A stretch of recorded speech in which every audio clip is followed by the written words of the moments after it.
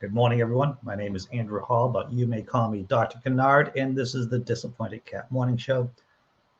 If you're a boomer, people from the greatest generation probably told you that you were full of shit.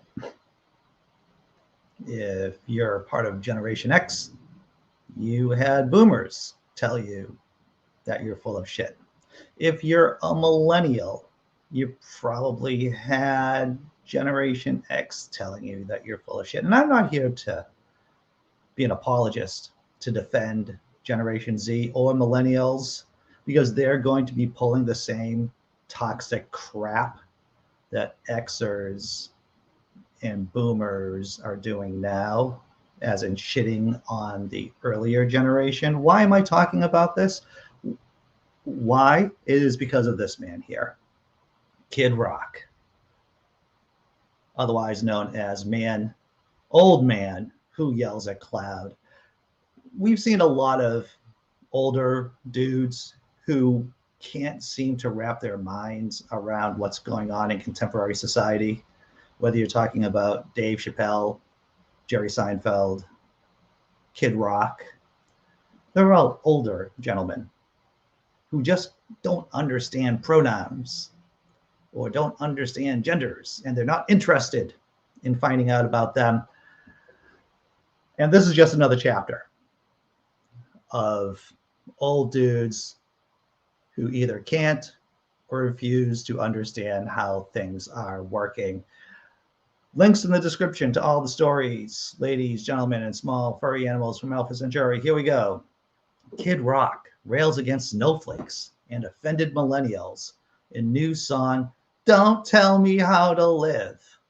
And if you're wondering if there's a lot of ain'ts, then there are a lot of ain'ts in this song. I'm not going to play you the song. There's no reason for that. We'll just I did watch the music video. It is everything that you would think that comes out of Chris Rock's august mind, his ability to synthesize information in an intelligent and coherent way. And he's definitely not pandering to his base. He's definitely not there just to squeeze his fans for money and adulation. Here we go.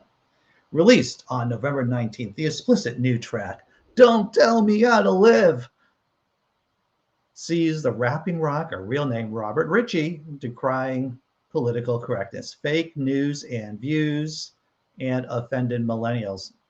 It seems to be conservatives are always complaining about fake news when they are the ones spewing out the fake news. Is that KGB Tactics 101 microphone? It's KGB Tactics 101. You know, I should really have a co-host. Do you think I should have a co-host besides you, microphone? I don't know. I've been toying around with that idea. Oh, Mr. Ritchie. Years ago, we all thought it was a joke. See, that every kid got a mother effing trophy, he rants in one section. But yo, homie, here's a situation. A nation of wussies is our next generation. And these minions and their agendas, every opinion has a millennial offended. You know, once again, I just want to put this in historical context. The so-called greatest generation, called the boomers wussies. Boomers called Xers wussies.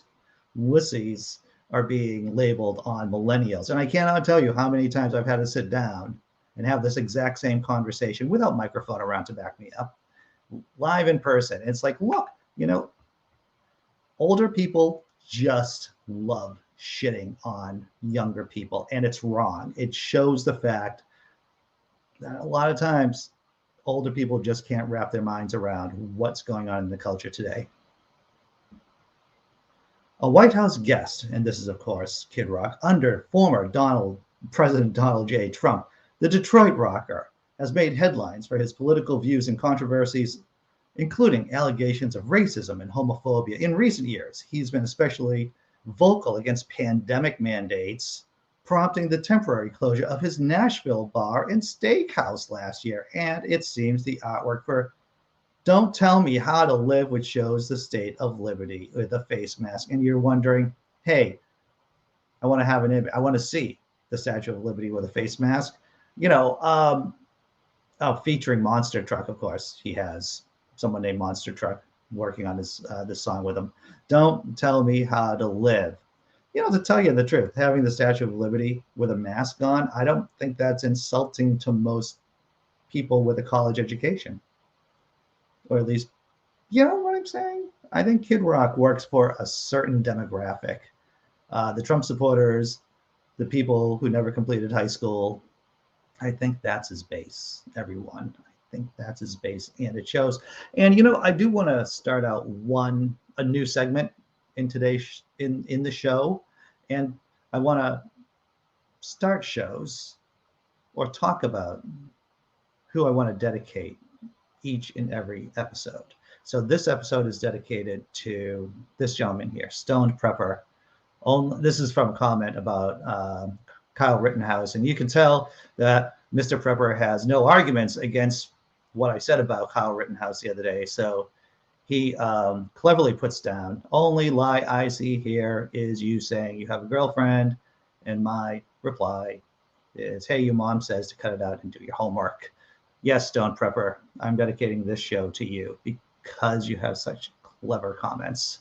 Gonna check out the chat. Once again, everyone, this show goes until 9:25. Then we do the after party after show at 9:30. Gonna check out the comments before going to the real news. No matter how much I like making fun of Kid Rock, there's real news to talk about. Checking out the comments. Here we go. What's up? The statue, the State of Liberty. Oh, yeah. Good, Tesla Ranger, good morning. I'm going to start at the very beginning because the very beginning is good. I'm not going to start out in verse, you know, Sound of Music stuff, but, you know, Big Zebra, first upvote. Thank you. If you haven't read my blog post in Laughing in Disbelief, it's all about Tucker Carlson being the worst employee ever. The employee from hell. Wildheart. Now, see, there are occasional trolls here, and there are people who I don't really know that well. Wildheart, once I started getting my brain into who is Wildheart, yes, I know who you are, and you're more than welcome to come on the after party after show at 9:30. Let's see, what's up, Simply Secular Dave from the West Coast? Who else is around this morning? Tobin Templeman, good morning, sir. Wild Eden, glad to see that you're here today. Let's see, who else is around? Tobin, I just said Tobin, wow. Cryptameria, glad to see you. Well, you see, Tesla Ranger, I'm glad that you asked because I've given this quite a bit of thought. So the question is, if each generation is so different from the previous one, how is conservatism even a thing? The thing is that conservatives are always fighting a rearguard action, right? Unless they assume power like they do in Tehran or in the Russian Federation. Conservatives are fighting a rearguard action against progress. So the conservative from 100 years ago would think today's conservative is a pussy, right? The conservative from 30 years ago might have similar views. But it's a special case how conservatism has evolved. But basically, conservatism keeps retreating. When you think about the conservative issues that they have really fought for, which is you know, against gay marriage, against the legalization of drugs, or against marijuana, you know, they are constantly losing. And so they have to reconfigure what conservatism actually looks like. Good question there. Good morning, Scott Duke and Dee Parks. Good morning. Good morning, Vesta. Good morning. I'm a boomer and I love the younger generations. They are the future. The fact that they are leaving religion brings so much hope for the future. You're right about that, Vesta. In fact, if you go to, I mean, this has just been this is my personal experience, is that when I go to events, protests, you get a lot of older folk and you get a lot of younger folk. There's some kind of recognition that things are not going well. And it is really the older folk and the much younger folk who have this strange alliance between generations about being a progressive. All right, I think I got everyone. I hope I did. What's up, KCA Randy, I'm sorry. All right, it's not time for the halftime Tummy Rub show yet, everyone. It's getting close to it, but I want to get to so like I said, real news. Not really happy news, but it's real news. Soldiers who refuse vaccination can still serve, but their careers are over. We've seen a few things, right, with vaccine mandates, and the most important thing is that they work. And this article will show you another data point about how vaccines do work. That's a bit of happy news here. Army officials are telling soldiers who refuse to get vaccinated against COVID-19 that they aren't getting booted immediately, but they can't stay in the service for a career. In a memo to the force last week, Army Secretary Christine Wormuth, it's a pretty cool name, said active duty soldiers, reservists, and guardsmen who refuse the vaccine will be flagged, meaning they'll be barred from reenlistment, promotions, and potentially most schools. But soldiers won't be outright removed automatically. Hypothetically, a soldier with years left on their contract can still serve, but will see no progress in their career and will not be allowed to serve beyond that contract. They could leave with an honorable discharge. But wait, there's more. The deadline to be vaccinated by is December 15th for active duty soldiers and June 30th for Reserve and National Guard troops. At this time, the Secretary has not authorized any separations, with the sole basis being refusal to follow the COVID-19 vaccination order, said Colonel Gabriel Ramirez, an Army spokesman. The consequences vary for more senior ranks. Sergeant majors, first sergeants, and officers who refuse inoculation face possible relief of duty. The Army's decision not to discharge unvaccinated soldiers is a departure from most of the Defense Department. All other service branches have issued guidance to start removing troops, who refuse inoculation. Last month, the Air Force booted 40 new recruits for refusing COVID vaccinations. You know, if you're not following orders and you're in the military, then maybe that's a sign of a problem.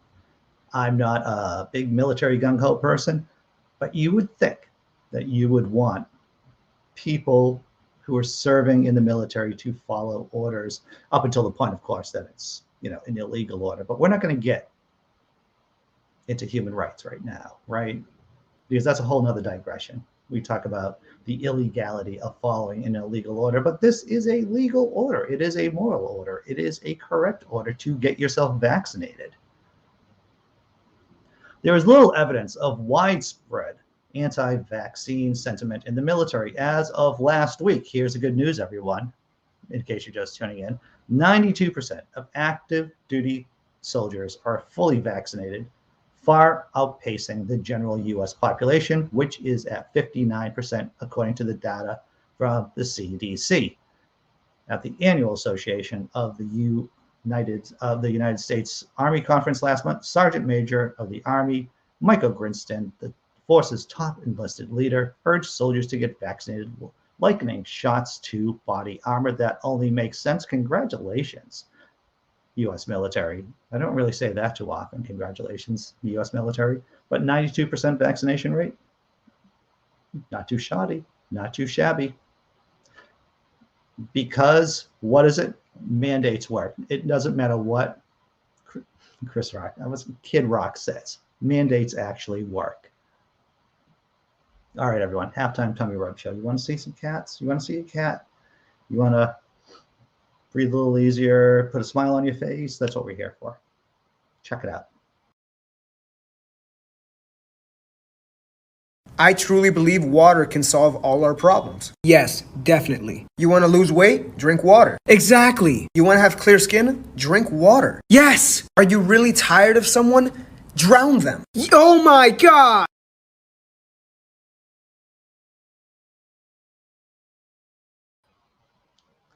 Well, that was something different, wasn't it? All right. Checking out the chat one more time before going back into the show. Yeah, definitely. What's up, Grand Farmer? Glad to see you here. Yeah, I mean, if you're not vaccinated, if you refuse to get vaccinated in the military, yeah, you can go do something else. You can go do something else. It's not really that. Yeah. Yeah, there's always going to be people who want to serve. All right. Yeah, that was pretty good, Dee Parks, right? A little twist at the end, a little dark twist. You're expecting a squirt of water? Yeah. Yeah. Well, it went dark, that last bit right there. All right, everyone. What's the next story? So many stories. Climate change has helped turn Utah's Great Salt Lake into a puddle of its former self. You may not have heard about this. This is the first time I've heard about the Great Salt Lake in Utah being a shadow of itself. We know that there's been a drought in many states, western part of the country, for quite a while, and it has affected the great. And is there a picture? Sure, there's a picture. Here's a little peek of the picture. I'm not going to show it for too long. Right there. Wow, that looks bad. Okay, let's do the story properly.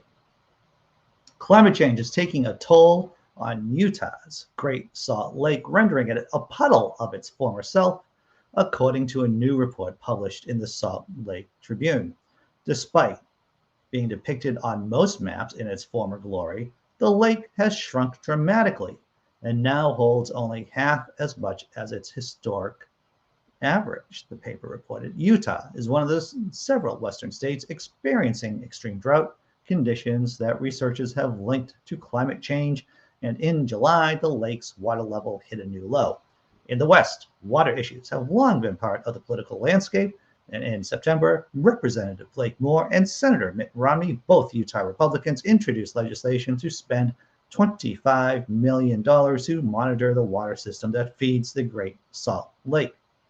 This is just another example of how climate change is going to be a drain on all economies.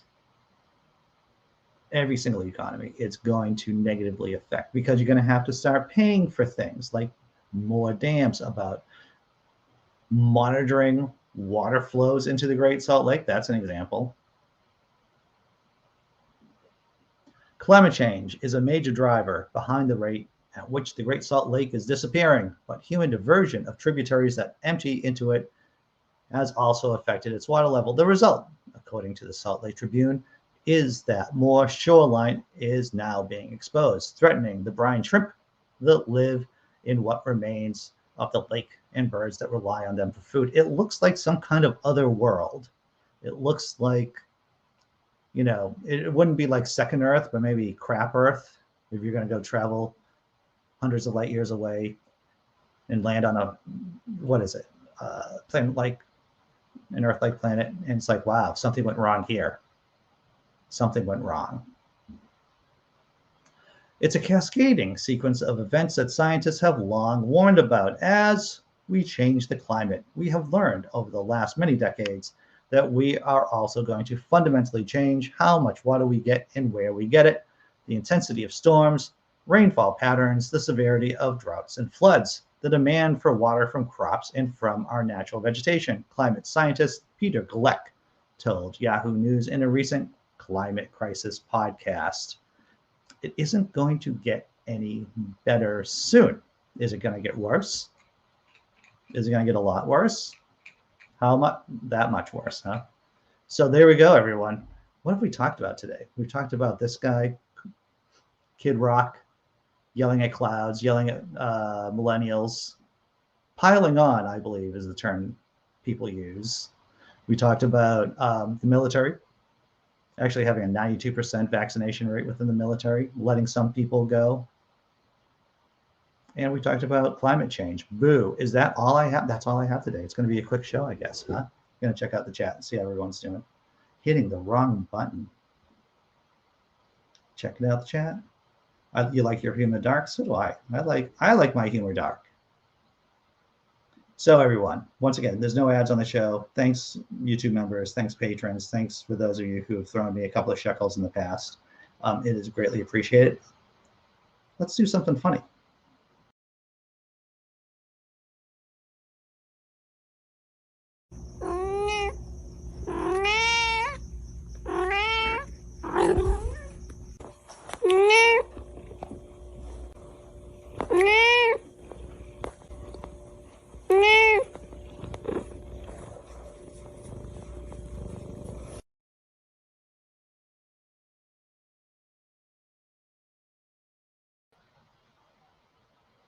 checking out the chat one more time, one last time before closing things out. Vesta says, living in Calgary, Alberta, 30 years ago, it was common to get snowfall in late August, early September, and now by November we had snow on the ground. And by November we have snow on the ground. Today, no snow on the ground, and have rain in the forecast. Yeah. I'm sure those of us of a certain age have a lot of stories like that. You know, they're anecdotal, but they do reveal a certain truth about how the world has gotten warmer and how weather patterns have changed. I had a conversation with a gentleman from Brazil. This is a few years ago, before the pandemic, when I was at a function for my youngest daughter. We were at a school function, and he was a farmer in South Brazil, and he was talking about the problems his farm was having due to climate change, due to droughts, change in weathers, and change in the weather and everything. Yeah. So there we go, everyone. I'm going to see you at 9:30. I'm going to drop the thank you video, and hopefully I'll see you at 9:30. If not, we'll see you tomorrow. Bye.